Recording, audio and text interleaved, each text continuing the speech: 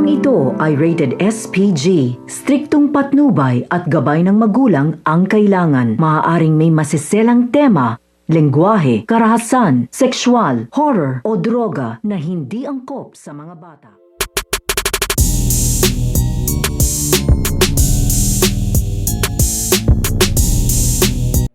Ang magiging bagong miyembro ng Talpos Aguila na ito nga si Lucas at ito nga si Samuel.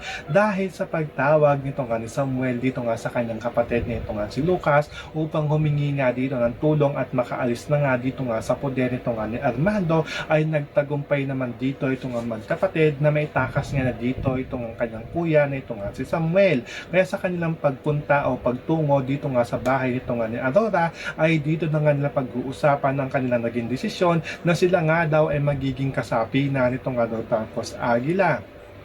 Kaya kinatuwa nga dito nito nga ni General Olicario ang ilan nilang miyembro dito nga sa Talpos Aguila at ito nga si Presidente Oscar, dahil nadagdagan nga daw dito ito nga daw kanilang grupo. Dito nga sila Samuel at ito nga si Lucas ay magiging kakampi na nga nila dito at magiging miyembro ng Talpos Aguila. Ay nga rin sa pag-alis ito nga ni Ramil at ilan ng mga kasamahan ay kokonti na nga lang sila dito. So pakakaabangan nga natin dito ang bagong sapi dito nga sa Talpos Aguila na ito nga magkapatid na ito nga si Samuel at ito nga si Lucas. Yan ang ating mga pakakatutukan at pakakaabangan dito nga lang sa FPJs ang Probinsyano.